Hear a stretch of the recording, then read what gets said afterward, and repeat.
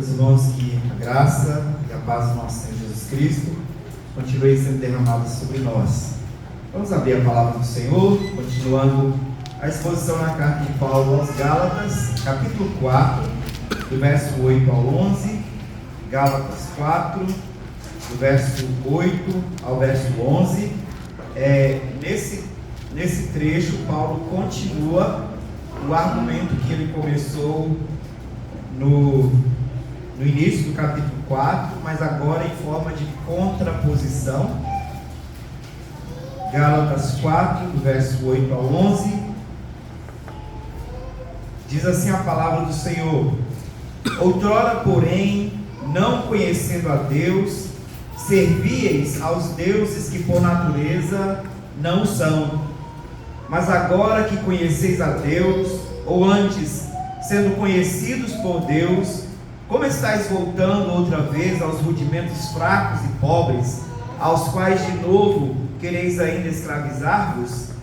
Guardais dias e meses e tempos e anos, receio de vós tenha eu trabalhado em vão para convosco. Vamos orar ao Senhor mais uma vez? Ó Senhor, graças te damos pela porção da Tua palavra, que hoje é lida e será explanada para o nosso entendimento, para a nossa instrução, para a nossa correção, repreensão, ó Deus, e educação na justiça. Esperamos, ó Pai, que o Senhor nos santifique por meio da Sua palavra, que por ela, Senhor, sejamos habilitados, sejamos aperfeiçoados para toda boa obra. Rogamos que o Teu Espírito Santo ilumine o nosso entendimento, que Ele nos ajude, Senhor, a receber e a aplicar a verdade, que nós sejamos prontos para a obediência, ó Pai, que nós estejamos, ó Deus, submissos à Tua vontade, à medida que ouvimos o Senhor falar o nosso coração, ó Deus. Derrama sobre nós Tua graça, mais uma vez pedimos, no nome santo de Jesus, ó Pai, amém e amém. Irmãos, no nosso tempo, a palavra liberdade se tornou tão comum e as pessoas vivem em busca de liberdade. Ouvimos o tempo todo. Se você vai passar o Instagram, é o tempo todo oferecendo cursos ou propostas que vão te dar liberdade financeira, ou alguém discutindo liberdade de expressão, outros falando sobre dar à criança liberdade de decisão, outros lutando por liberdade sexual. E assim nós vimos o nosso tempo, as pessoas o tempo todo buscando liberdade sem entender o que é liberdade. Infelizmente, o que tem acontecido é que as pessoas, na busca pela liberdade, se tornam ou se fazem escravos de ídolos do seu próprio coração. Por exemplo, ao buscar a liberdade financeira, muitos estão se tornando escravos do dinheiro, da ganância, da ambição, e assim têm amado o dinheiro e colocado o seu coração nessas coisas. Ao buscar liberdade de expressão, muitos têm se tornado escravos de ideologias nefastas, ideologias terríveis. Ou ao buscar liberdade de decisão, outros se tornam escravos de suas próprias vontades. Ao buscar liberdade sexual, se tornam escravos de sua imoralidade, escravos da luxúria.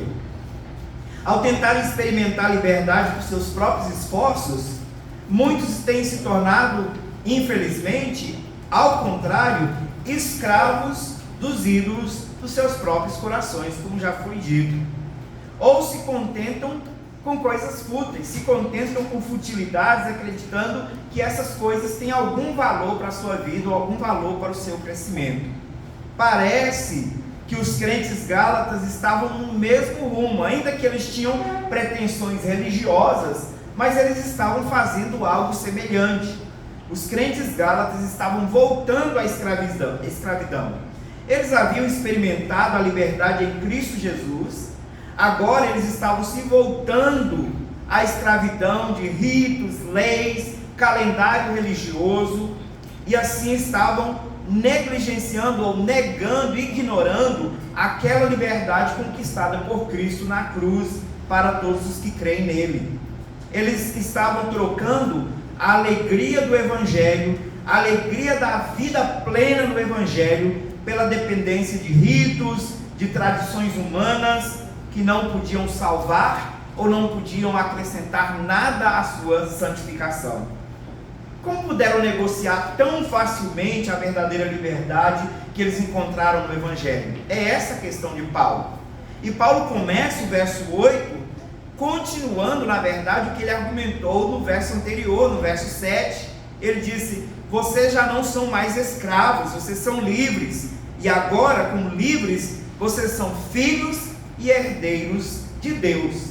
No passado, não. Vocês eram escravos. Mas agora, vocês são livres. E o argumento de Paulo aqui é: como vocês, como livres, se fazem novamente escravos?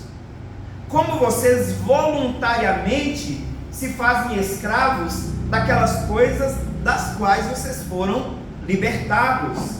Como deixaram de confiar na doutrina da verdadeira liberdade em Cristo, na lei da verdadeira liberdade, para seguir falsos mestres e submeter a leis e tradições humanas que traziam, na verdade, escravidão?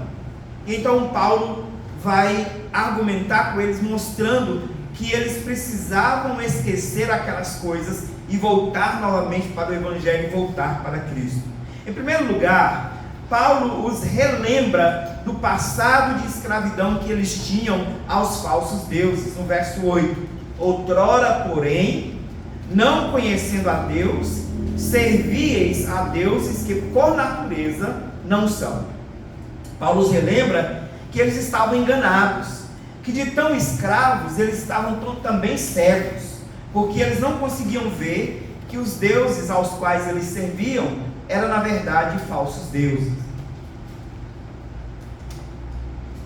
Paulo lembra da condição que eles viviam antes de conhecerem ao verdadeiro Deus. Antes, não conhecendo ao verdadeiro Deus, vocês serviam a um Deus falso. E Paulo está fazendo essa afirmação aqui também para lembrá-los que antes de conhecer o verdadeiro Evangelho, eles seguiam ideias falsas, mas agora, conhecendo o verdadeiro Evangelho, eles estavam seguindo um outro Evangelho, como Paulo disse no capítulo 1, um Evangelho falso, um Evangelho dos falsos mestres. Eles eram no passado escravos de ídolos, de falsos deuses, mas parecem ter esquecido de onde eles foram tirados e da liberdade que eles alcançaram em Cristo Jesus. O argumento de Paulo no verso 8 é muito forte. Paulo está dizendo para eles: meus irmãos, lembrem que vocês foram escravos. Agora volta no verso 7 e lembra que vocês não são mais escravos, vocês são filhos de Deus e, portanto, herdeiros de Deus. E uma das heranças dos filhos de Deus é a liberdade em Cristo Jesus.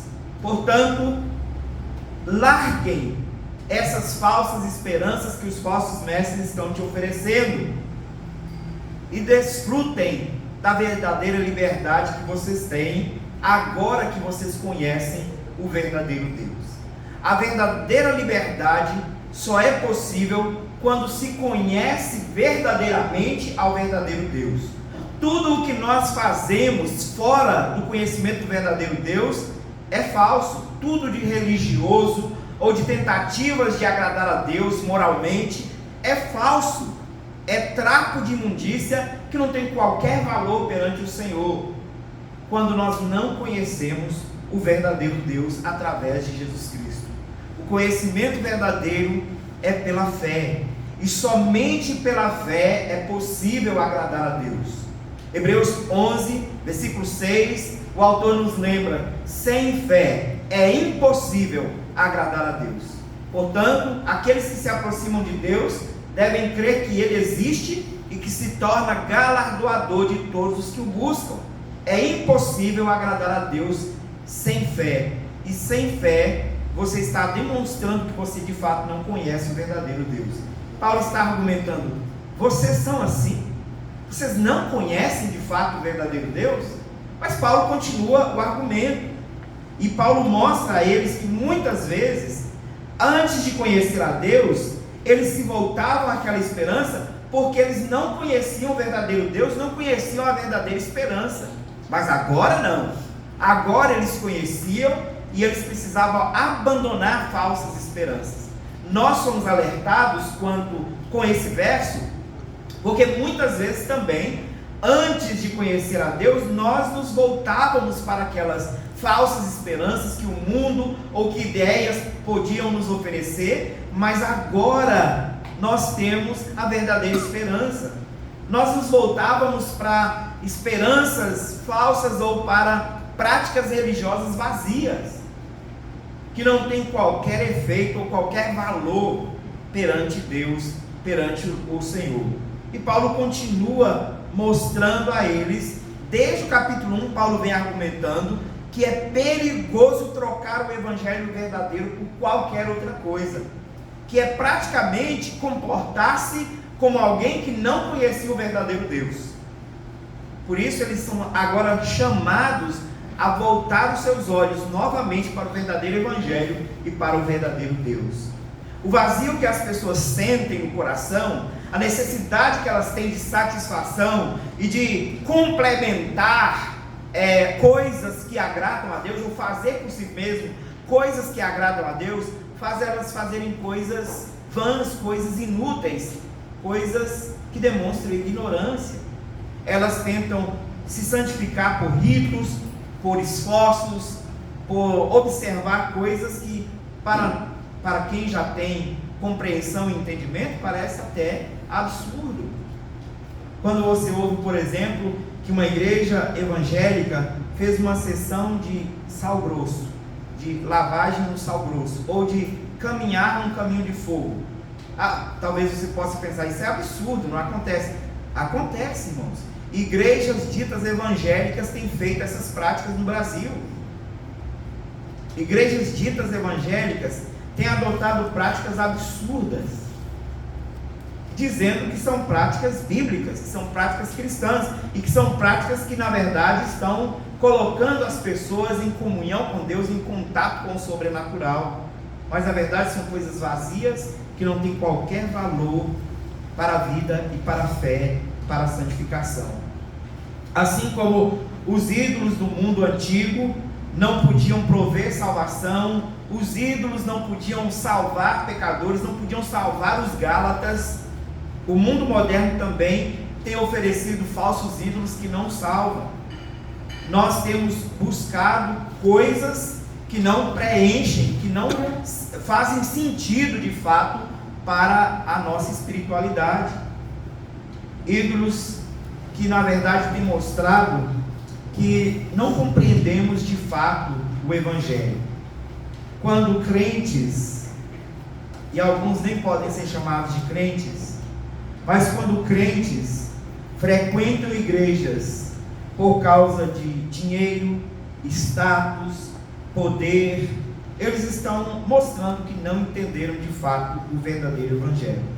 Mas também quando nós trocamos a verdadeira graça do Evangelho por outras coisas, esforços, ritos e crenças que não são de acordo com o Evangelho, estamos também manifestando os ídolos do nosso coração, mostrando que não conhecemos profundamente o Deus verdadeiro.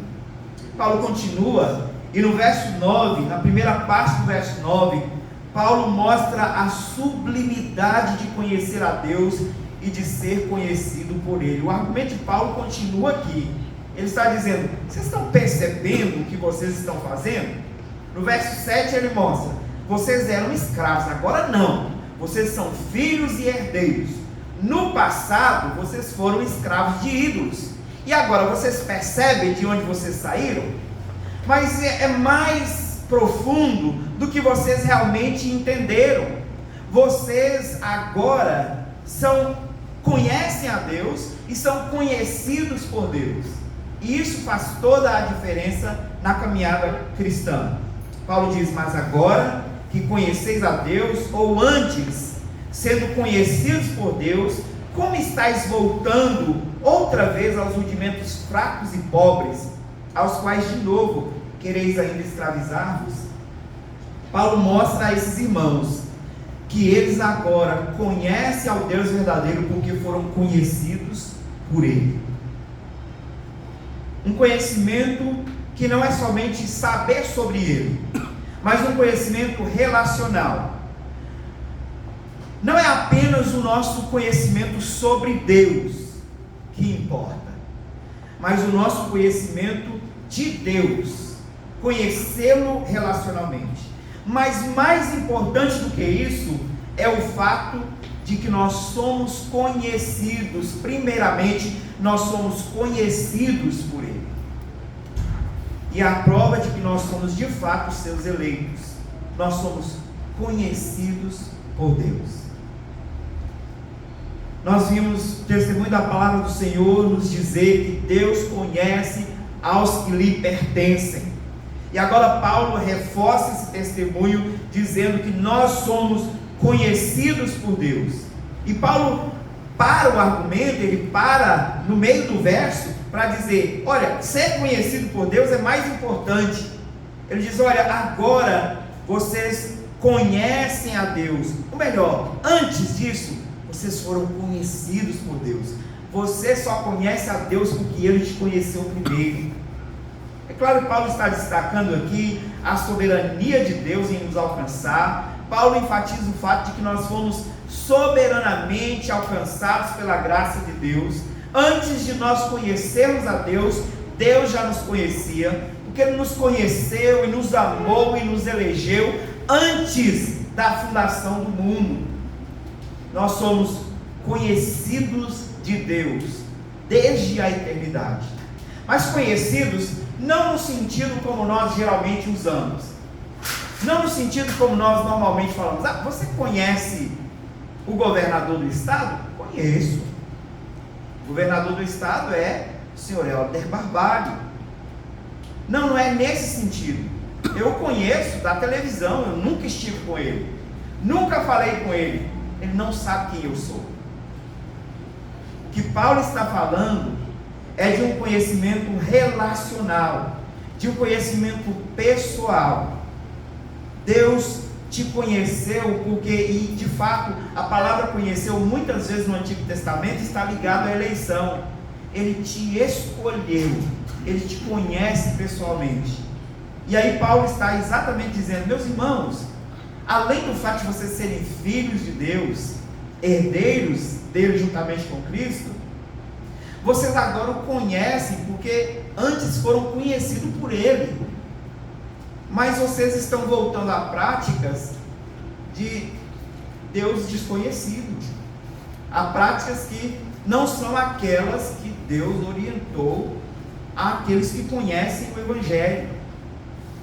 A nossa salvação nunca foi fruto de mérito nosso, de boa obra ou de busca pessoal. Nunca foi fruto de correta observação de ritos. A nossa salvação nunca foi e nunca será fruto de correta observação de vida religiosa. Essas coisas são importantes? São importantes e necessárias. Elas dão corpo, elas dão demonstração da realidade da nossa fé, mas elas não são a razão da nossa salvação. Na verdade, elas só existem naqueles que foram primeiramente salvos, naqueles que foram primeiramente conhecidos por Deus. As boas obras só são realidade na vida de quem conhece a Deus e foi conhecido anteriormente por Ele. Nossa salvação nunca foi e nunca será resultado de nossos próprios esforços ou de observação de ritos. É uma iniciativa divina. Deus nos ama e nos atrai a Ele. E Paulo mostra isso. Agora vocês conhecem a Deus. E antes, sendo conhecidos por Deus. Que notícia maravilhosa. Que notícia maravilhosa é relatar que nós não somente conhecemos a Deus, mas que nós somos conhecidos por Deus. E conhecidos no sentido mais profundo da palavra conhecer. E aí, nesse mesmo verso, Paulo repreende os Gálatas pelo retrocesso espiritual que eles estavam fazendo, tendo em vista os fatos já relatados no verso 7, 8 e início do 9. No 7, Paulo lembra: vocês não são mais escravos, vocês são filhos e, portanto, herdeiros de Deus. No 8, vocês, no passado, eram escravos de falsos deuses, agora não são mais. Vocês foram escravos de falsos deuses no passado.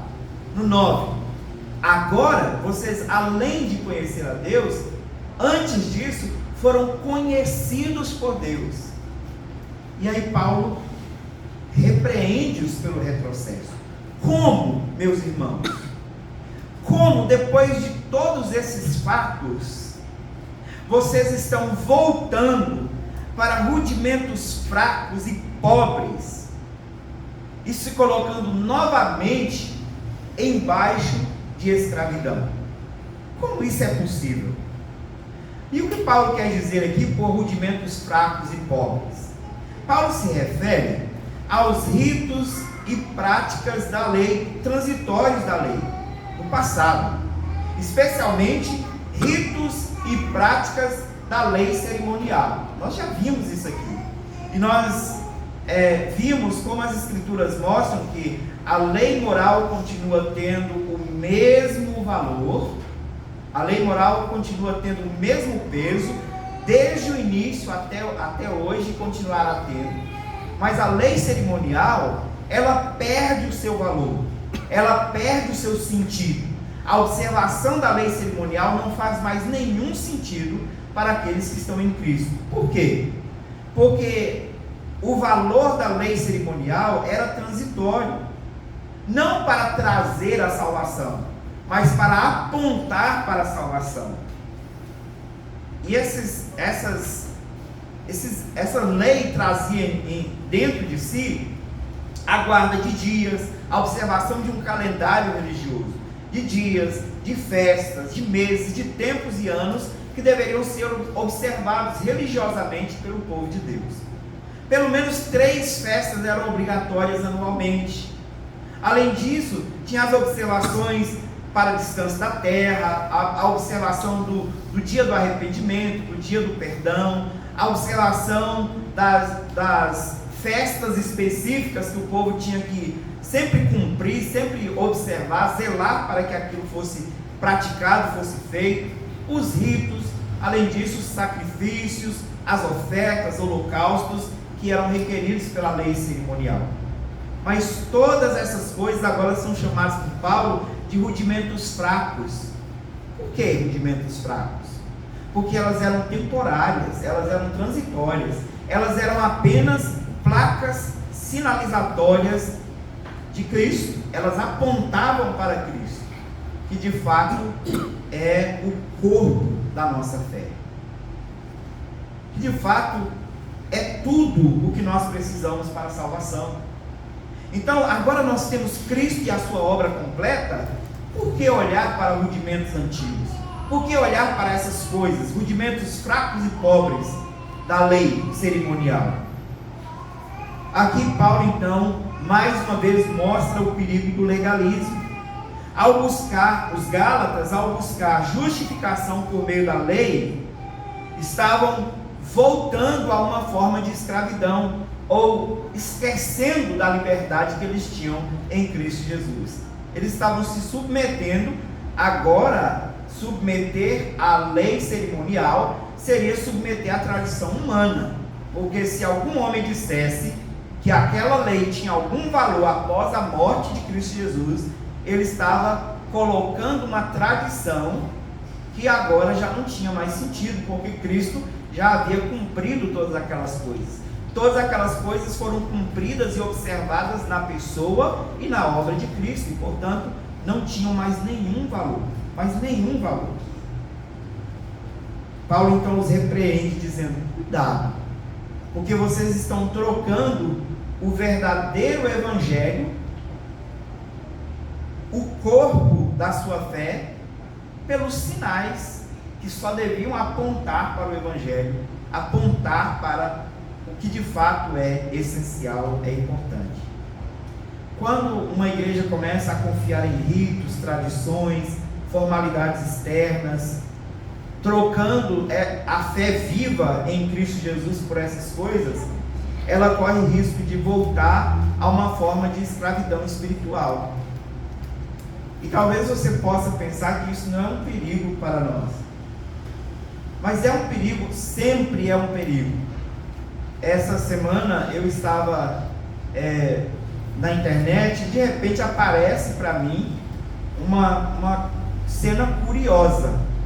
Eu pensei que fosse um rito católico, alguma coisa, e eu descobri que é uma igreja evangélica no Rio de Janeiro, onde o pastor está vestido todo de branco, uma roupa rodada, tem um chapéuzinho aqui na cabeça, as irmãs todas com roupas rodadas, e eles então fazem um rito lá e parece uma parte de uma cerimônia católica, mas de repente começa-se a tocar uma música e eles começam a girar, e as saias são rodadas especialmente para fazer o giro, né? E as saias começam, e aí as pessoas começam a girar, e aí pareceu sair de uma cerimônia católica para uma cerimônia num terreiro, e as pessoas começaram a cair, e aquilo era descrito como uma experiência com Deus.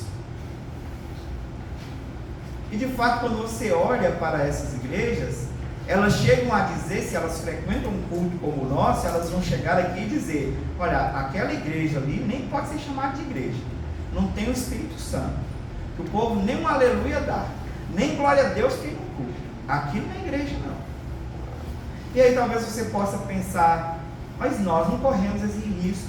Irmãos, quantos nós temos ouvido notícias de irmãos nossos que têm se rendido a seitas? Só o ano passado nós relatamos aqui 2 pastores nossos que saíram da fé cristã e buscaram uma outra religião porque acreditaram que o verdadeiro evangelho estava naquela outra religião. Pastores. Quando nós abandonamos a fé viva, nós corremos o risco de nos colocar sob escravidão. E é isso que Paulo está alertando os irmãos aqui. Como, meus irmãos, vocês que agora são filhos e herdeiros, como que vocês que conhecem a Deus e são conhecidos por Ele, agora estão voltando aos rudimentos pobres da lei cerimonial, se colocando novamente sob escravidão? Vocês que experimentaram a verdadeira liberdade. E Paulo agora mostra para eles a inutilidade do legalismo ou da observação de ritos judaicos. Ele diz: vocês guardam dias, meses e tempos e anos. Infelizmente esse verso aqui tem sido mal compreendido por muitos, porque entendem que o dia do Senhor está contado aqui também. Está vendo? Não existe mais um dia do Senhor, porque os Gálatas estavam guardando dias, meses, tempos e anos, e Paulo os condenou. Não é disso que Paulo está falando. Não é do dia do Senhor, porque o dia do Senhor não é parte simplesmente da lei cerimonial. Ele é o 4º mandamento da lei moral.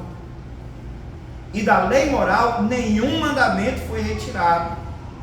Apenas o que mudou no 4º mandamento foi o dia de observação. Tendo em vista que no Antigo Testamento, o sábado fazia referência à conclusão da obra da criação, enquanto o domingo faz referência à conclusão da obra da redenção. Então nós guardamos o dia do Senhor, guardamos o 4º mandamento do mesmo modo, observamos a lei moral. Mas o que Paulo está dizendo aqui é que é inútil ficar guardando, observando calendário religioso, dias, meses, tempos e anos específicos, pensando que guardar ritos vai trazer santificação, crescimento. Não vai. A fé viva em Cristo Jesus é que de fato traz crescimento e santidade. A observação da lei de Moisés, ela deve ser uma preocupação dos crentes, mas da lei moral. Paulo está condenando a observação da lei mosaica, da lei cerimonial. quando as festas e celebrações que eram sombras do verdadeiro, que eram sombras de Cristo, estão sendo observadas como se fosse a realidade da fé cristã, como se fosse o corpo da fé cristã, quando a realidade, o corpo da fé cristã é Cristo e a sua obra. Colossenses 2:16 e 17, Paulo nos diz assim: ninguém, pois, vos julgue por causa de comida ou bebida, ou dia de festa, ou lua nova, ou sábados, porque tudo isso tem sido sombra de coisas que haviam de vir. Porém, o corpo é Cristo, a realidade é Cristo. Cristo é o cumprimento da lei. Todos os ritos e festas apontavam para Cristo, e agora que Ele veio, esses ritos perderam a sua função original. Eles saem, e para quem eles apontavam, aquele para quem eles apontavam, assume o protagonismo, toma o lugar devido, porque Cristo de fato era anunciado naquelas coisas. É para Cristo que aquelas coisas do Antigo Testamento apontavam. Práticas religiosas externas podem ter o seu lugar, e de fato nós vimos isso no início da exposição de Gálatas. Essas práticas religiosas exigidas na lei cerimonial foram uma bênção para o povo de Deus, mas no tempo devido. Naquela época elas eram necessárias, naquela época elas eram meios de Deus abençoar o povo, mas passou, visto que Cristo cumpriu tudo o que aquelas regras, aquelas leis, aqueles ritos apontavam. Mas nós também temos que tomar cuidado, porque nós temos a tendência de encontrar ou de achar que porque nós praticamos a religião ou temos certas práticas religiosas, que as práticas em si é que nos santificam, que nos abençoam. E nós podemos transformar a própria fé, nós podemos transformar a oração, nós podemos transformar a meditação na palavra do Senhor em ídolos. Como que isso é possível? Nós temos uma tendência na nossa época de pregar a fé ou ensinar a fé como se ela tivesse um pouco alheia a Cristo. E parece que a fé tem sido ensinada na igreja uma certa forma de fé na fé. Não é fé em Cristo Jesus de fato. E as pessoas falam de fé, mas a parte de Jesus Cristo. Mas Jesus Cristo é o objeto da fé do crente. Jesus Cristo é de fato o objeto da fé dos crentes. E a gente observa algumas práticas religiosas em que se ensina os crentes: não exercite a sua fé, tenha fé, mas a fé pregada parece mais pensamento positivo, afirmação, do que confiança na pessoa de Jesus Cristo em si. Isso é pecado, isso é ídolo. Outra coisa, crer que a oração em si tem poder. E a gente vê muitas pessoas ensinando desse modo, né? A oração tem poder. Não, não é a oração que tem poder. A oração não tem poder à parte de Cristo. É Cristo que aplica a graça por meio desse modo que Ele nos deu, desse meio que Ele nos deu. Confiar na oração pela oração em si é pecado. E muitos de nós até esquecem, quando nós oramos, que nós oramos através de Cristo, pela mediação de Cristo Jesus. Por isso, ritos ou prática religiosa que não está o tempo todo fundamentada em Cristo Jesus, perde o seu sentido. Não devem jamais, essas coisas não devem jamais substituir a centralidade de Cristo e a liberdade que nós temos nele. Nós temos sim que praticar essas coisas, mas da forma correta, colocando Cristo no centro. Cristo é de fato o corpo da nossa fé e de tudo o que nós fazemos. Paulo no final lamenta a desvalorização do trabalho missionário dele entre os Gálatas. E no verso 11 ele disse: meus irmãos, eu temo que eu tenho trabalhado em vão entre vocês. eu receio que eu tenho trabalhado em vão para convosco, por causa do rumo que essa igreja está tomando. O que Paulo está demonstrando aqui? Em primeiro lugar, um coração profundamente pastoral, de entender que uma igreja pode sim ir para o caminho do erro doutrinário, mas que os pastores têm o papel, servos fiéis têm o papel de orientar, instruir e encaminhar a igreja do Senhor à verdade novamente. E é isso que Paulo está fazendo com a igreja dos Gálatas.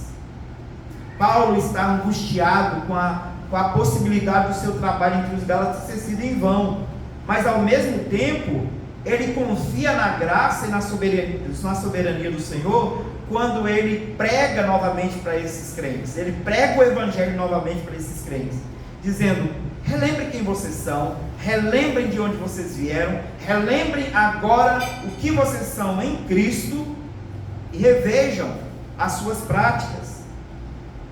Eles estavam abandonando a verdade da graça para abraçar o legalismo pregado pelos falsos mestres.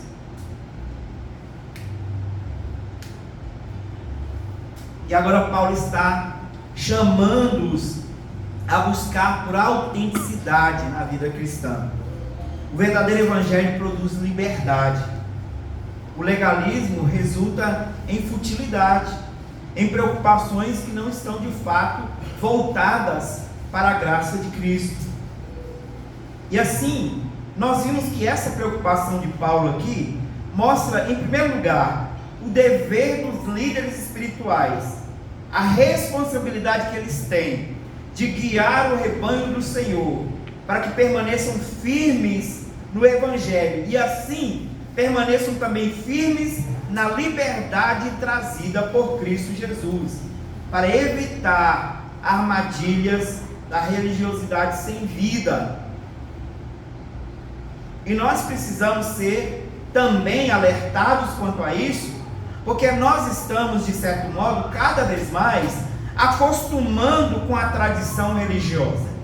E é um perigo, e a gente viu isso acontecer em muitos lugares do mundo, em que os crentes reformados acostumaram com a tradição religiosa simplesmente, e passaram a viver e a praticar a fé cristã como mera tradição.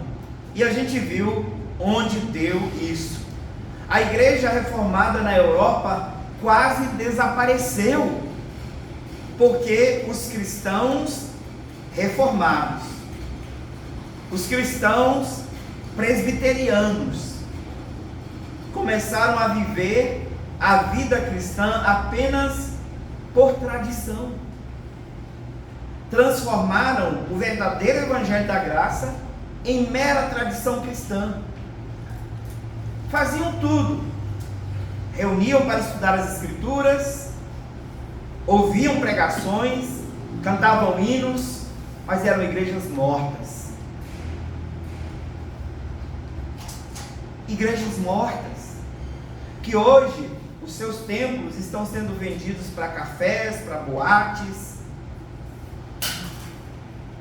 E é comum você chegar na Europa hoje e em vários lugares você passear por lugares turísticos e dizer: aqui era a igreja tal, hoje é um comércio, hoje é uma loja, hoje é um café, uma cafeteria, um restaurante. As igrejas estão acabando, morrendo, porque os crentes esqueceram do verdadeiro evangelho, da vida cristã viva, da fé viva. Tem um teólogo chamado Nikolai Bardiev, que disse que o tradicionalismo é a fé morta de pessoas vivas. A verdadeira tradição cristã é a fé viva, que mesmo pessoas mortas, nós temos a mesma fé de Isaac, de Abraão, de Jacó, a fé de Davi, a fé de João Calvino, de Lutero, mas é uma fé viva, uma fé que de fato exalta Cristo. Mas se nós estamos apenas apegados à tradição e não entendemos que a verdadeira tradição bíblica é uma tradição viva, nós vamos ser apenas tradicionalistas, que é a fé morta de pessoas vivas, uma fé sem vida. E era isso que os Gálatas estavam vivendo. Aqui nós temos então alguns alertas de Paulo aos Gálatas, que também são alertas para nós. Em primeiro lugar, cuidado com o legalismo, cuidado com as meras formalidades. Os Gálatas trocaram a liberdade em Cristo pelas formalidades da lei cerimonial.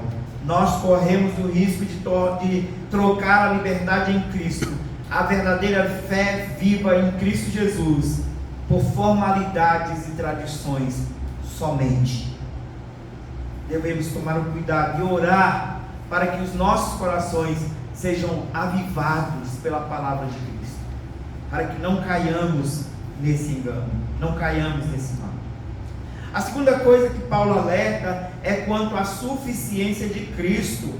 Quando aqueles crentes estavam voltando aos ritos, tradições e rudimentos da lei cerimonial, eles estavam afirmando com isso que a graça do Evangelho, que Cristo Jesus não eram suficiente para a salvação, que eles precisavam de complementos. Cristo é o cumprimento de toda a lei. Cristo é o cumprimento daqueles ritos antigos da lei cerimonial. Aquelas coisas não têm mais valor depois da sua vinda. Só Ele é necessário, só Ele é suficiente. Por isso a reforma bradou altamente: somente Cristo, solos Cristos, somente Cristo para a salvação, para a nossa salvação. Por isso nós precisamos abandonar o legalismo e voltar para a suficiência de Cristo Jesus. Mas, por último, nós precisamos de um terceiro desafio, que os crentes gálatas tinham também: o desafio diário de viver pela graça. O desafio diário de viver pela graça. Não se esqueçam, meus irmãos, que o nosso coração é terrivelmente enganoso, e ele pode nos fazer começar a viver confiados em nossos próprios méritos e esforços, esquecendo-nos da graça de Cristo operando em nós. Nós vivemos pela graça. Nós precisamos reconhecer que as obras são boas, mas se elas são feitas em Deus. As obras sem Cristo são obras vazias. As obras sem a confiança necessária em Cristo Jesus são obras vãs. Por isso nós temos que sim ser frutuosos, ser frutíferos, cheios de boas obras, mas todas elas feitas em Deus, todas elas feitas na confiança em Cristo Jesus. Diariamente lembremos disso, meus irmãos, que nós não podemos voltar a rudimentos pobres e fracos, negociando a nossa liberdade em Cristo Jesus, a liberdade que Ele nos deu através da sua completa obra na cruz. Não nos deixemos escravizar, jamais. Mesmo que isso pareça ser uma possibilidade remota para você, esqueça, lembre-se, muitos crentes foram enganados, muitos crentes desanimaram, porque passaram a confiar nos ritos, tradições, a parte de Cristo Jesus. Cristo é suficiente, e a graça de Cristo é necessária diariamente, para que você possa continuar vivendo a verdadeira liberdade em Cristo Jesus. Não se esqueça, vocês são filhos de Deus, portanto herdeiros. Vocês não estão mais escravos de deuses falsos. Vocês não são mais presos a tradições e ritos obsoletos, desnecessários. Vocês agora conhecem a Deus e especialmente são conhecidos por Ele. Portanto, não voltem aos rudimentos do mundo. Voltando no início, nós começamos falando sobre o sentido da palavra liberdade em nossos dias. Muitos crentes também têm entendido a palavra liberdade de modo errado. E Paulo vai nos exortar quanto a isso mais tarde. Nós precisamos entender que a verdadeira liberdade é estarmos presos a Cristo. Você só é verdadeiramente livre quando você é escravo de Cristo. Não há liberdade fora de Cristo. Não há liberdade fora dele. Portanto, nos coloquemos sob o jugo de Cristo e continuemos amarrados a Ele, porque somente nele há verdadeira liberdade. Somente Ele pode livrar-nos dos ídolos do nosso coração, das correntes da escravidão do passado. Que o Senhor nos abençoe e conceda graça para continuarmos desfrutando da verdadeira liberdade que Ele conquistou para nós na cruz.